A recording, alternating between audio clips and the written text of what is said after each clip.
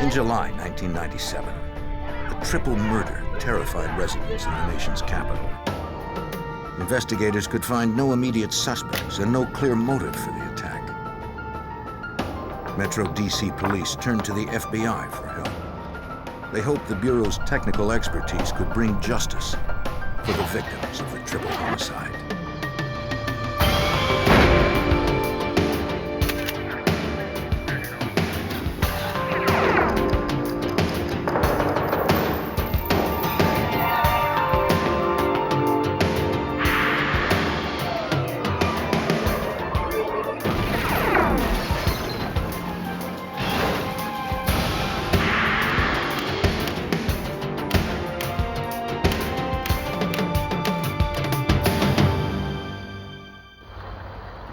At a Georgetown coffee shop in Washington, D.C., 3 employees were shot to death. Evidence at the crime scene pointed in many different directions. Was this a hate crime, a robbery gone wrong, or an act of cold-blooded vengeance against one of the victims? I'm Jim Kallstrom, former head of the FBI's New York office. What seemed at first to be a senseless act of violence soon grew into a crime of federal proportions.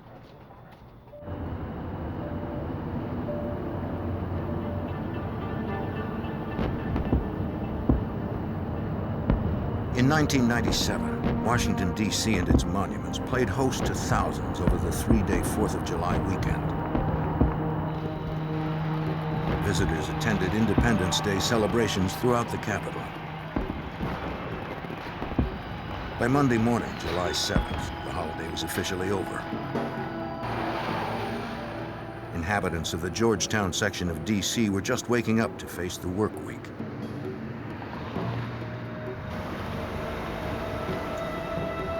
At 5:15 a.m., the day shift supervisor at a popular coffee shop arrived to prepare for the onslaught of rush hour. She was surprised to see the night manager's car in the parking lot. The shop should have been closed at 8 p.m. the previous night.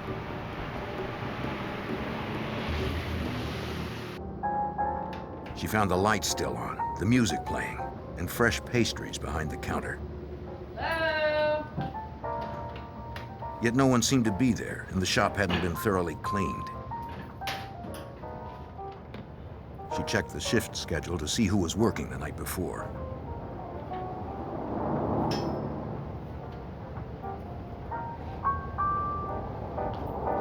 Katie? She headed toward the back room, searching for her colleagues or some sort of explanation. Katie? There, she found the slaughtered bodies of the night crew. Oh my God! Oh my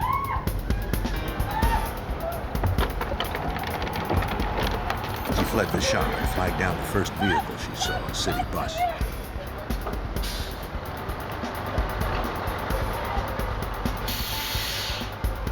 The driver called the police.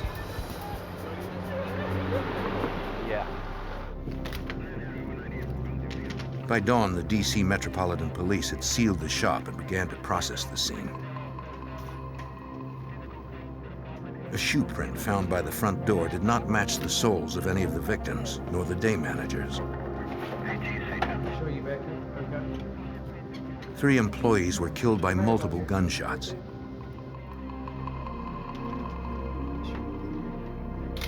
Night manager Katie Mahoney, age 24. 18-year-old Aaron David Goodrich, and Emery Allen Evans, age 25. The victims had apparently been caught in the middle of their cleanup routine sometime after closing at 8 p.m. Katie Mahoney, who sustained most of the gunfire, was apparently still holding her keys when she fell. To Metropolitan Police Detective James Trainham, the wanton violence seemed like an act of personal vengeance. When I first learned of how the bodies were positioned and the number of shots that had been inflicted on Katie, one of the initial theories was it was a domestic, that she had had a fight with a boyfriend and ex-boyfriend. The other two were in the back room, giving them some privacy. She had gone to the back, followed by the boyfriend, and he exploded, shot her multiple times, and then shot them as they tried to come to her assistance. 6 spent casings and 4 slugs from a .380 semi-automatic were collected from the floor. In the ceiling over the safe, they discovered one of 3 slugs from a .38 revolver. Multiple shots from 2 different guns suggested at least 2 gunmen. Detective Trainham now theorized that it might have been a robbery gone horribly wrong. When we found out that there were 2 guns and that there was a shot to the ceiling above the safe, which is typically a warning type shot, then that's when we started looking at commercial robbery. Now, was it totally conclusive that that made it a robbery? No, absolutely not.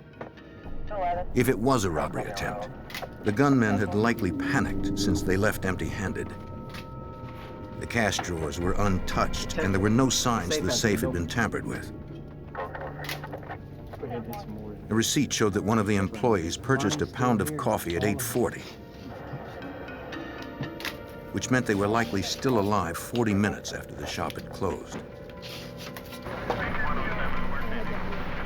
Detectives spoke to one witness who stopped by the shop at about 9:15 the previous evening.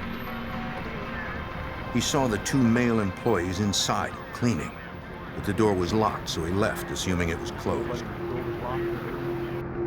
Several other would-be customers told detectives that they had visited the store moments later at around 9:30. Then at 9:30, we had actually 2 groups of people independently walk up to the front door. The door was unlocked. They walked right on in. They looked around. They could see that the store was in the process of being cleaned up, but there was nobody there. So they figured that people were in the back, and they left at that time. So we figured, based on that sort of information, that the murders occurred between 9:15 and 9:30. But the day shift manager told the detective that when she arrived in the morning, the front door was locked. The back door had been locked as well. There was no way to lock them without a key. If it was an inside job, she had a good idea of who it might be. One of the first things she told us about was an ex-employee who had been fired just a few weeks before that. He had a drug habit. And he was a shift manager, so he had access to the safe, to the alarms. The night after the theft, Katie noticed a discrepancy in the cash drawers on her shift. She tracked the loss to a single employee and fired him. Fine. Stupid. The company did not press charges against the man, and he agreed to pay back what he took over time.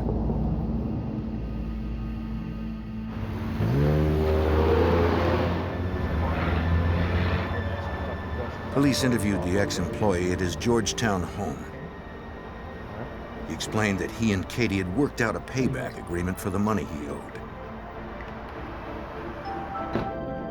He claimed to harbor no bad feelings towards her. Investigators photographed the soles of his shoes to compare against the print recovered at the crime scene. They provided no match. He said he was out of town at the time of the murders. His alibi checked out.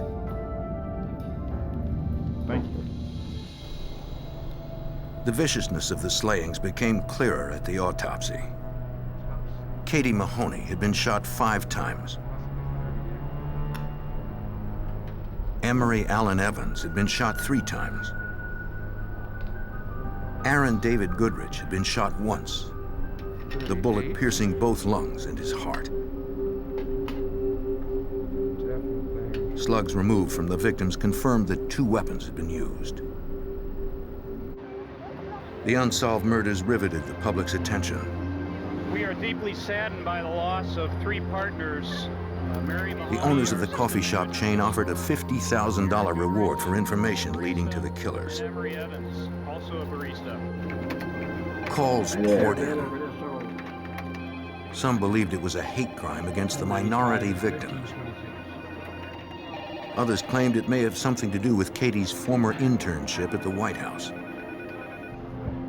What seemed more likely was that one of the victims may have been an accomplice who was double-crossed after giving access to the killers. The fact that no money was taken did increase the number of possible theories as to why and actually what happened inside the store. But I think that once we did look into the background of the employees, once we found out what type of people they were, that began to eliminate a lot of the theories. Maybe Katie was supposed to be there. To help focus the investigation, the detective called on his friend from the FBI Washington field office, Special Agent Brad Garrett. Over the years, Detective Trainum had come to rely on Agent Garrett's expertise. I've had a lot of experience in analyzing crime scenes, doing victimology, studying offender characteristics, and so it's sort of like another set of eyes looking at a scene. You know, there's nothing magical about it, but I think Jim respects my opinion and asked me initially to come take a look.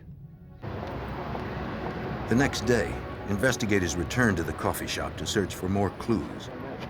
They noted the store had no security cameras, and its alarm had not been breached the night of the crime.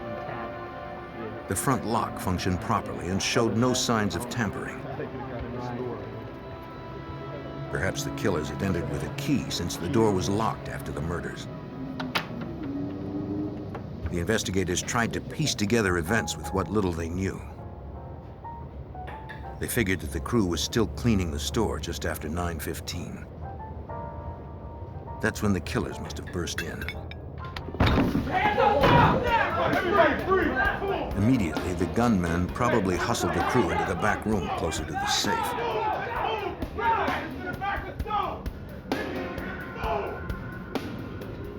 This is where they had apparently lost control of the situation. The bullet hole in the ceiling looked like a warning shot designed to get attention.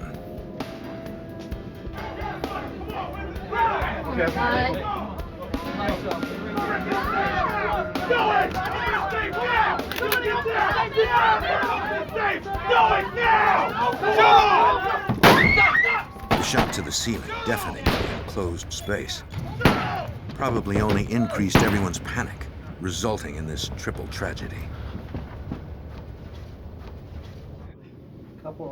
Investigators concluded that robbery, not murder, was likely the gunman's initial intention. They also believed the perpetrators had robbed before and would do so again. It's fairly rare in robbery situations where they kill either the patrons or the employees of the store. So I wasn't really looking at groups that had killed other people. I was looking at groups that came in, guns drawn, were ready to commit violence if they needed to commit violence. So, and again, that's not uncommon for people in robberies, obviously, to pull guns out. But typically people that will rob a commercial facility like this coffee store will typically then target similar type situations. But the scenario presented few clues to the killers' identities. Investigators hoped an overlooked answer remained in the shop. Behind the counter, the detective found Katie Mahoney's to-do list. She had almost completed it the night she was killed. One item she hadn't checked off yet was to apologize to an employee. Detectives learned that Katie had reprimanded the employee for his less than professional appearance a few days before she was killed.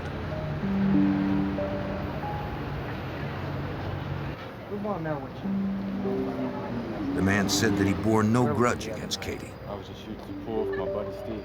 That's all we were doing. And what's your buddy's He explained that she was sensitive and might have felt concerned that she'd been too harsh with him, but he didn't feel that way. Okay, all right. Investigators confirmed he was with friends when the murders took place. It was another dead end. Check the house. Detective Trainum pored over store procedures and policies and discovered that someone else had been to the store at 2 a.m. We found out that the pastry guy comes with his delivery, When he arrived there that morning, he just assumed that the door was locked, used his key, pushed the carts in, closed it, and locked it behind. And that's how come when the shift manager got there, all the doors were locked. The pastry delivery explained why the front door had been locked, but it did not reveal how the killers gained entry. 3 days after the triple homicide, investigators still had no leads to the killers' identities. The murderers were still on the loose. On July 7th, 1997, 3 employees had been shot to death in a Georgetown coffee shop. A reward offered by corporate headquarters and local businesses for information grew to $100,000, the largest for a crime in D.C. history. The heavy publicized reward induced dozens of false claims. For Special Agent Brad Garrett, chasing rumors is part of the job. One thing you have to do in any of these cases is you have to keep a lot of balls in the air at the same time. You can't just do one thing. So while we're looking at the backgrounds of the victim, disgruntled employees, employees that have been fired, we're also looking at robbery groups. We're also talking to robbery homicide detectives in the metropolitan area about what cases they've had. Is there anybody that sort of fits this genre of what happened? How you doing, bud? Despite their efforts, they found no leads after 2.5 months. Then on September 27th, 1997, Metropolitan Homicide detectives received an anonymous call. DC homicide. The caller claimed that 2 people were involved in the shooting. What's that? One was named Carl. Carl? He didn't know Carl's last name, but described him as thin, mid-20s, with brown skin, according to Detective James Trainham. He said Carl lived on Gallatin Street, described the location where he lived, and he said he lived there with his mother, his wife, and his child, and that they drove a car that was a different color blue. He said, if anybody is telling you anything else, they're wrong. Name, sir? No. The man promised to call back when he learned more. Detective Training. Just got some good information. Investigators checked DMV records and assembled a list of all the cars on Gallatin Street in Washington, D.C. On the 1200 block, they found one registered to a man named Carl Cooper. The car was listed as blue. A criminal background check revealed that 28-year-old Carl Cooper had a record of commercial armed robbery and suspected murder. I got you, man. Go ahead. Carl Cooper and an associate robbed 2 convenience stores at gunpoint in Prince George's County, Maryland in January 1989. When Cooper's associate was later found shot to death, Cooper was the prime suspect, but police never found enough evidence to prove he killed his partner.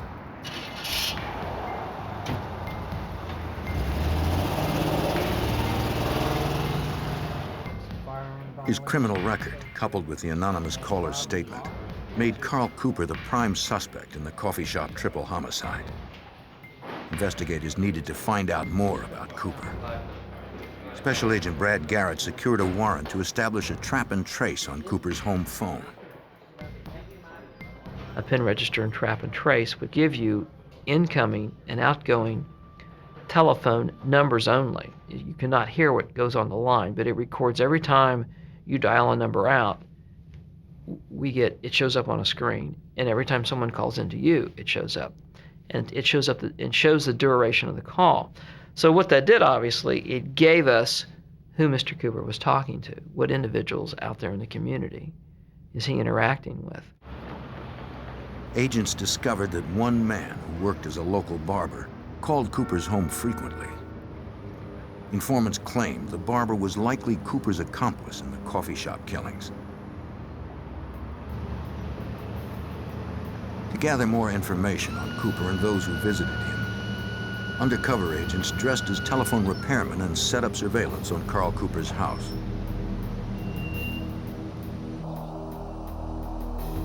We'd put up a very discreet pole camera outside his house where it would shoot 24 hours a day on his front door to see, obviously, who's coming and going, what hours does he keep, what is his routine, what cars does he get into, who comes to visit him. Agents didn't need a court order since it was public surveillance. They monitored Cooper around the clock and created a videotape record of everyone entering and leaving the They have it right house. on the house, right? Yeah, look, you see, Okay, great. I can zoom up if we need to. Pretty much go any way we want. They identified his child and his wife. The surveillance was not limited to his home.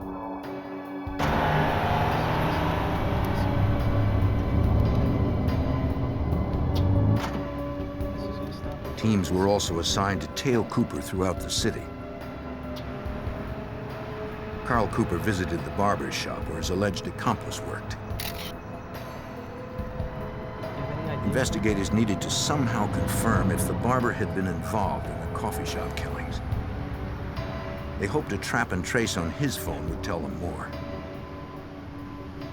At this point, we're just trying to figure out who this guy is in the barber shop and what is his relationship with Carl, and had he committed robberies with Carl. So we did a background on him. He had served time for armed robbery. And based on what sources were telling us, that the two of them, along with other individuals, had committed armed robberies. Agents discovered a stronger connection through the trap and trace on the barber's phone. They recognized the name of a woman who called the barber frequently. She was the former girlfriend of the robbery partner allegedly killed by Cooper several years earlier. She said that Cooper, the barber, and her boyfriend at the time were all friends before her boyfriend was killed. What kind of person was he? Now she only kept in touch with Was the he barber, calm? since she believed Cooper was responsible for her boyfriend's death. She also knew Cooper's wife and explained how she helped him with his crimes. Carl Cooper's wife purchased weapons illegally for him. One was a 9mm handgun. His wife used a driver's license with her maiden name and an old address, so the 9mm couldn't be traced back to her husband, Carl. That's $200? Carl's accomplices used their girlfriends in the same way. His wife, Melissa. The girlfriend was extremely cooperative. She was still interested in bringing closure to his case.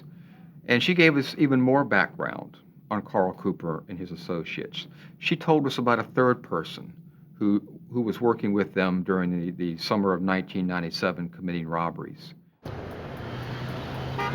Investigators placed Carl Cooper's alleged third man under surveillance.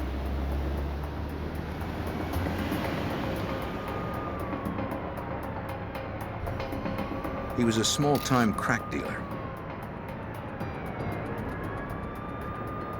If he in fact knew anything about the murders, his blatant criminal activity made him a liability to Cooper.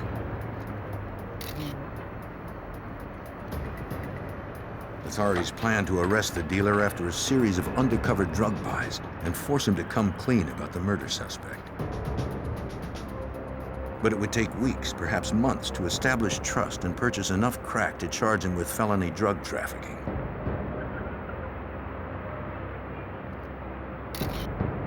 If they arrested him before that, the charges would not be stiff enough to leverage his cooperation. Until then, investigators had no evidence to arrest Carl Cooper for the coffee shop triple homicide. And as time passed, Cooper would be more difficult to get to since he had insulated himself with so many. By the end of July 1998, over a year had passed since 3 employees at a Georgetown coffee shop had been shot to death.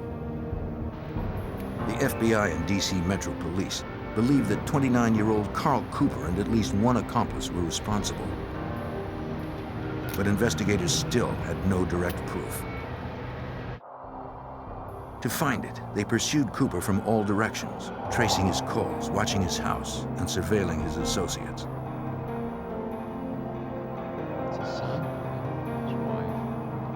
Despite their relentlessness, Cooper remained just out of reach. But investigators did learn that Cooper knew he was a suspect, according to FBI Special Agent Brad Garrett.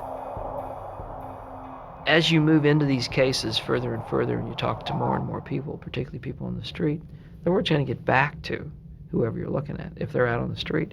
And it did. I mean, he knew in fairly short order that the police and the FBI were taking a look at him. The FBI and Metro DC police were not the only agencies investigating Cooper. In nearby Prince George's County, Maryland, Sergeant Joseph McCann was investigating Cooper for the attempted murder of a police officer.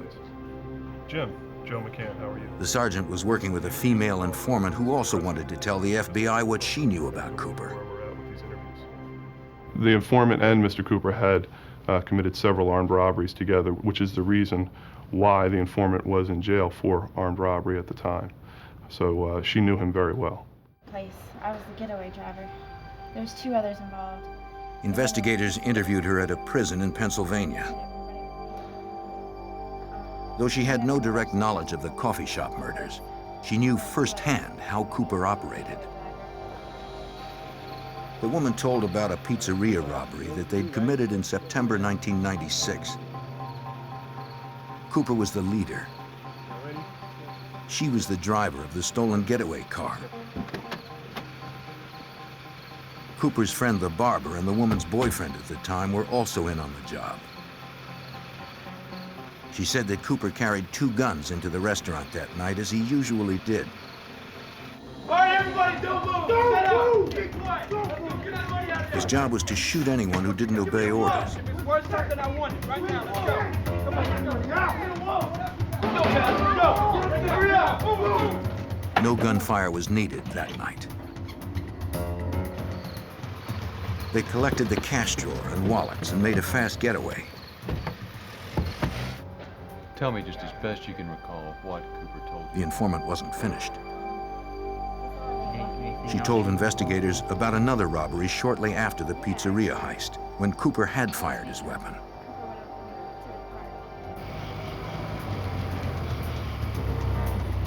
That evening, Cooper carried a 9mm and a stolen .38 revolver. The barber drove the getaway car. Their plan was to rob couples parked in Avondale Park in Hyattsville, Maryland.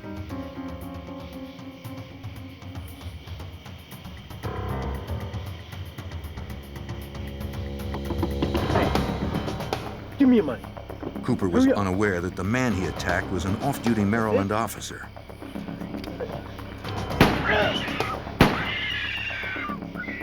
Cooper fired twice, hitting him once.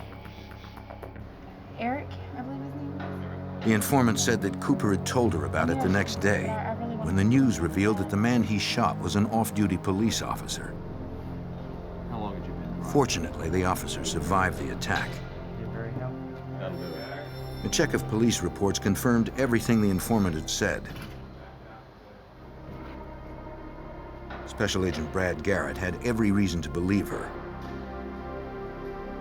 Her level of detail was just phenomenal, which she was able to lay out when it happened, where it happened, what time it happened, who participated, even the interaction between the robbers and the victims that we knew about, obviously, through what the victims had told us during the robbery. So she was really a pot of gold in this case.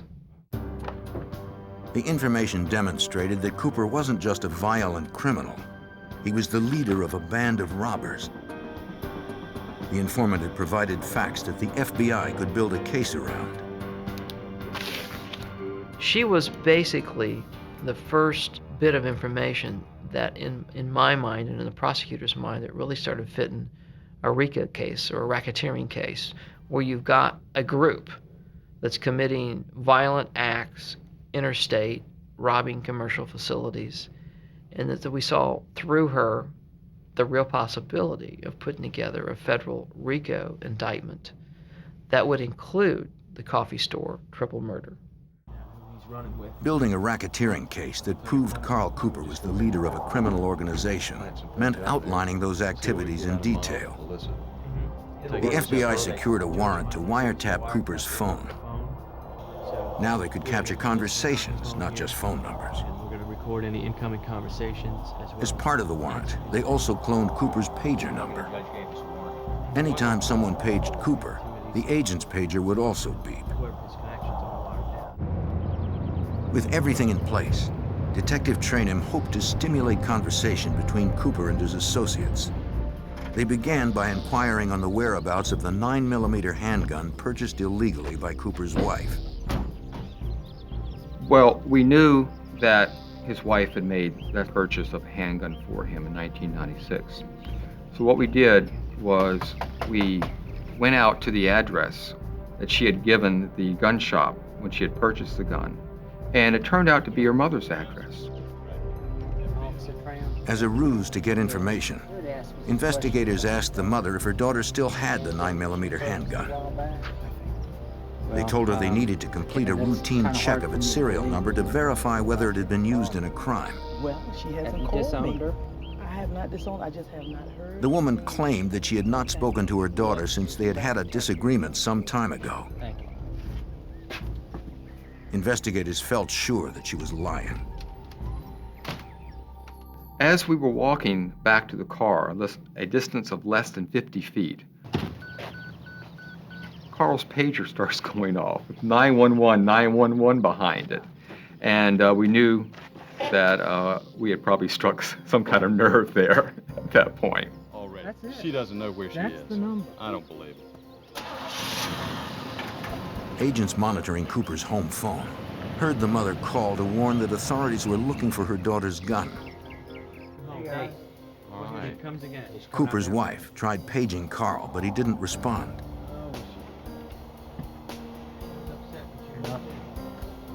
Next, she called her father, panicking because she couldn't find the weapon and feared that she'd be implicated in her husband's crimes. If anybody's gonna worry, Carl's wife was on a cordless phone, sitting outside on the front porch, and she's on the phone to one of her relatives, hysterically sobbing about how the police are going to lock her up for this gun, that Carl's done something with this gun, and that she looked in the hiding place in the house and the gun wasn't there, so Carl must have it. And she was just going on and on and on. So then she calls Carl, and he's on his way home. He's on a cell phone on his way home, and she says, "Carl, I'm going to call this police officer right now." And he's screaming at her, "No, don't call." I mean, just screaming at her on the phone.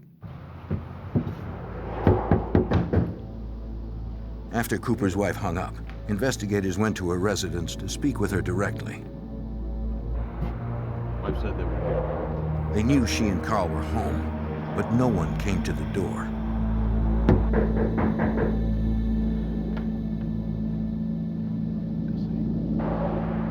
After almost 14 months of pursuit, investigators were confident they were closing in on the suspected murderer. But Cooper was not the sort of man to sit idly by and allow himself to be cornered. In September 1998, Metropolitan Washington, D.C. police and the FBI continued to pursue Carl Cooper, the alleged ringleader of an armed gang wanted in the triple homicide of 3 Georgetown coffee shop employees. Surveillance of Cooper's house, phone, family, and friends began to pay off for investigators. Detective James Trainham overheard an incriminating conversation between Cooper's wife and the girlfriend of one of Cooper's alleged accomplices. So she's trying to figure out why the police are looking at Carl. And she starts what we call this guessing game. And she goes, "Was it for the shooting in the park?" Missy goes, "No." "Was it for the robbery of the pizza place?" She goes, "No." And then she says, "Well, what is it?" And Missy goes something along the lines of, "The thing I told you about, that thing in Georgetown." And the other woman brings up, "You mean the coffee shop?" And she goes, Yeah. At that point, we knew that his wife and this other woman had intimate knowledge of all these other crimes that Carl had committed. This is $200? Using her maiden name and mother's address, investigators were already aware that Cooper's wife had purchased a 9mm illegally for her husband. Now they would turn up the pressure on Carl's wife to reveal the whereabouts of the handgun. Investigators showed up at Cooper's wife's workplace unannounced to again ask her where the 9mm was. According to Detective James Trainham, they caught her completely off guard. which was their intention. We're here to talk to you about the gun. And when she saw us, it was like she hit a brick wall. I mean, just her face dropped. She began to shake. She became very nervous. And we're, just very, very calm. Mrs. Cooper, we don't know why you're so upset. This is just a routine investigation. You okay at home? Cooper's wife told them that she still had the 9mm handgun, but it was in storage in Maryland. I don't know. Good. She agreed to turn it over to them later that evening at her grandfather's home.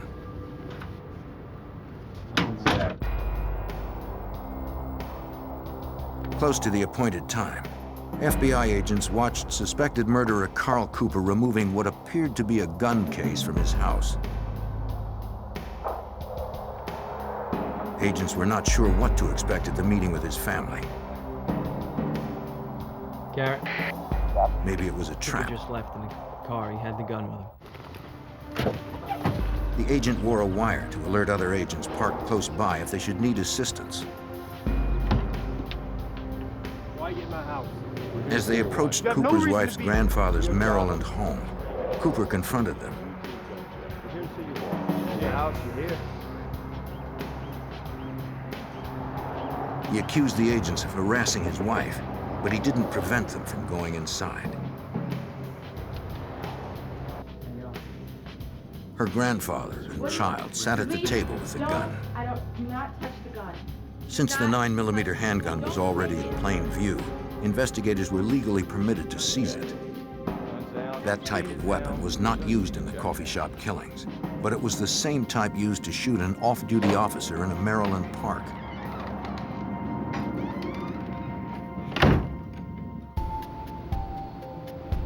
Agents sent the gun to the ballistics lab where it was test-fired and compared to the slugs removed from the wounded officer. Shallow grooves imprinted by the inside of the barrel on each of the slugs did not match.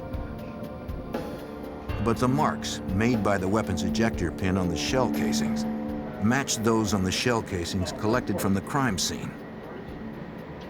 Experts determined that the barrel might have been switched or altered, but they agreed that this was definitely the gun used to shoot the officer in Maryland, according to Sergeant Joseph McCann.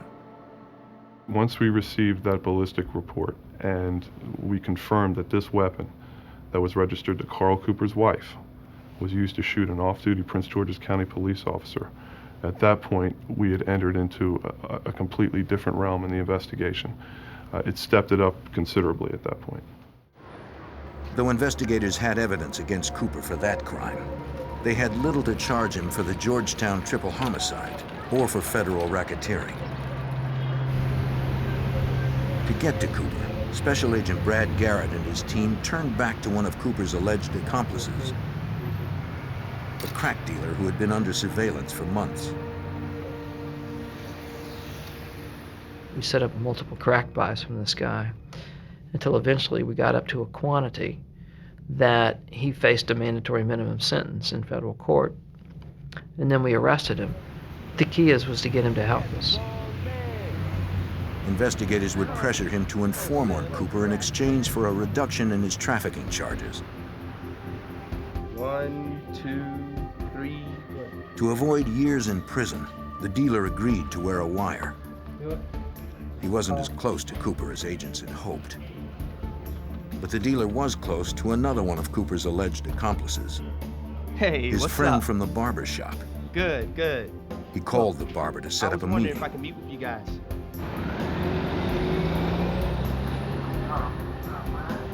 The entire conversation would be caught on tape. The informant told the barber that police had stopped him on the street, asking questions about their involvement with Carl Cooper in the triple homicide. The barber was already aware of the investigation and assured him that he had nothing to do with it. The barbershop guy kind of whispers to the drug dealer, "Look, I know Carl did it. He called me the night before and he wanted me to go along with him. But he never called me back. I said I would, but he never called me back. And then the next morning, bam, they were dead." Other than the anonymous caller that put them on the trail shortly after the crime, this was the FBI's first real connection between Cooper, his gang, and the coffee shop homicides. Now it was the barber's turn to be taken in. Agents hoped he would be the key to taking a triple murderer off the streets. A year and a half after a botched robbery and triple homicide in a Georgetown coffee shop, the FBI and Washington Metro Police were closing in on a gang of suspected thieves and murderers. The barber, believed to be one of them, told an FBI informant that he had agreed to rob the coffee shop with ringleader Carl Cooper. But Cooper never called him back, so the barber figured Cooper had committed the crime by himself. FBI Special Agent Brad Garrett decided it was time to question the barber directly and find out how much he knew about Cooper. So we thought at that point, well, the barbershop guy obviously knows something about this, but he's basically saying he would have participated but wasn't called, so didn't participate. So we weren't sure at that point. Now, then, did Cooper do it alone? Did he pull somebody else in to help him do the robbery? We weren't really sure, but we then had enough that we could charge the barbershop guy. Early in the morning, authorities followed the barber from his home and cornered him in an isolated location.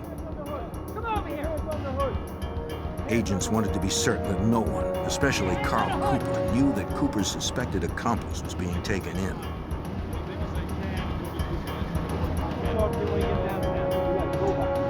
The barber was arrested without incident and transported to the FBI office for questioning.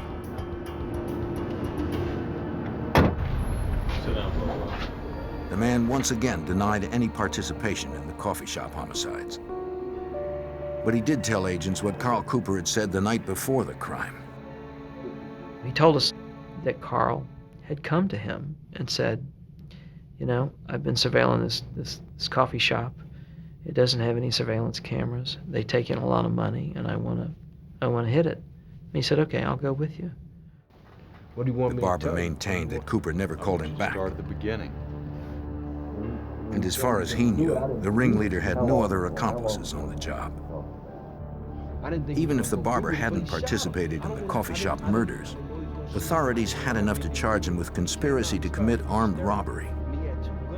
Hoping for leniency, he told them what he knew about Cooper. On May 1st, 1993, he and Cooper committed their first crime together. The barber didn't have a gun, but Cooper said he would get one for him. They spotted an armed security guard at a D.C. apartment building. Cooper snuck up on him. Hey. When the guard tried to draw his weapon, Cooper shot him, then took the dead man's gun. Look, man, I got him. Carl runs out, runs to him, and they take off. So that's a murder we didn't even know about that Cooper had done. So that also was another case that was rolled into this RICO indictment. We ran into the pizza store, and there was The a barber family in there, I understood guess, that about stopping 3 Cooper people. was the FBI's ultimate goal. I don't know, man. I don't know. He agreed to wear a wire and meet with Cooper. Agents followed the barber through less populated roads after he picked up Cooper in his car. In the course of their recorded conversation, Cooper expressed his rage that the authorities were on his back. Did you hear that, Nick? Yeah. Sounds like he wants to kill a DC cop. He vowed to kill Agent Garrett and Detective Trainham. He also admitted that at one point he had seen Brad Garrett on the street, and he had followed him for a while, and he was laughing about how Brad didn't know that he was being followed. And so it was a bit unnerving, but we knew that we had to arrest Carl pretty quickly after that. Authorities weren't going to take any chances. A few days later, they decided to arrest him for shooting the officer in Maryland. They hoped a search warrant for his house would provide the physical evidence needed to tie him directly to the coffee shop slayings. Inside Cooper's home, officers found ski masks, law enforcement clothing, and a variety of ammunition. But none of it could prove that Carl Cooper had murdered the 3 employees at the coffee shop.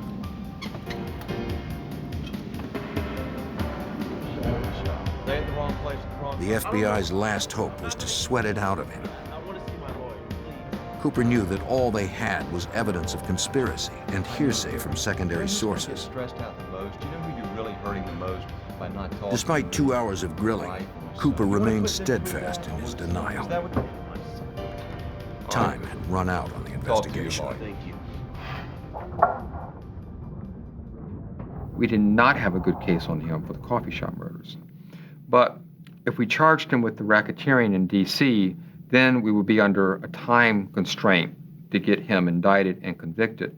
And we just didn't want to place ourselves under that constraint.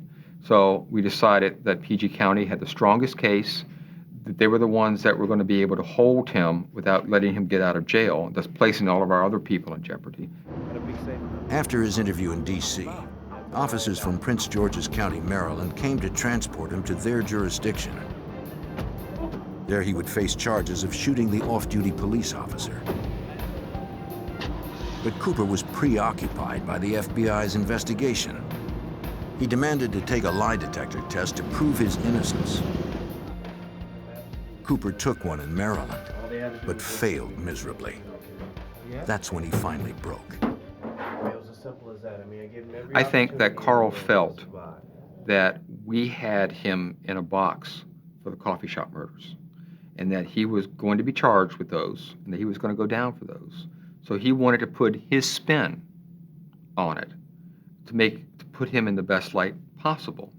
Of course, with him being the only person, who could he blame it on but the victims? And that's what he tried to do.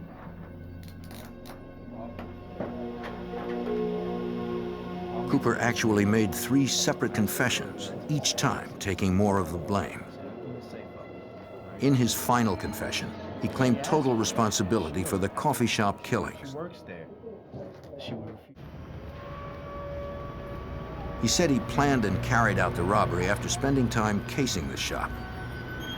He called his accomplice, the barber, but then decided he could handle it on his own. He didn't want to lose the window of opportunity after the shop closed and before the crew went home. He admitted to Sergeant Joseph McCann that he brought 2 weapons to the scene, which was his signature. Carl Cooper's approach when he committed robberies was very businesslike. It was a business to him. It was not personal. If you did exactly as he said, usually you would make it out of there. But on that night, 3 of Cooper's victims did not. At about 9:20, Katie Mahoney, Emery Evans, and Aaron Goodrich were towards the end of their cleanup routine. For some reason, no one will ever know why. When Cooper arrived at the shop, the door was unlocked. He ordered everyone into the back office where the safe was kept. Go in the back room, then move it. Back room. According to Cooper, the female manager tried to escape when he fired his warning shot into the ceiling. Cooper began to lose control of the situation and of his temper.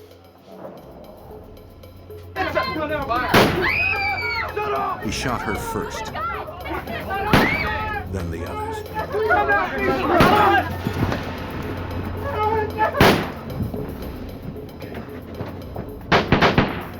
Cooper shot Katie 4 more times and left with nothing.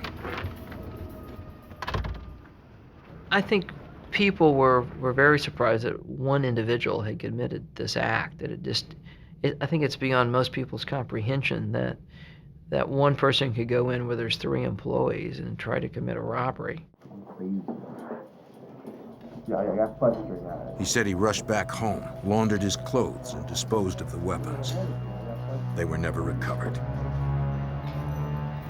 In February 2000, more than 2 years after the triple homicide, Carl Cooper confessed to and was convicted of 48 charges stemming from that crime, as well as the murder of a security guard, the shooting of the off-duty police officer, the robbery of the pizzeria, and leading a racketeering enterprise. By pleading guilty, Cooper avoided the death penalty. He was serving a life sentence with no possibility of parole and no appeal.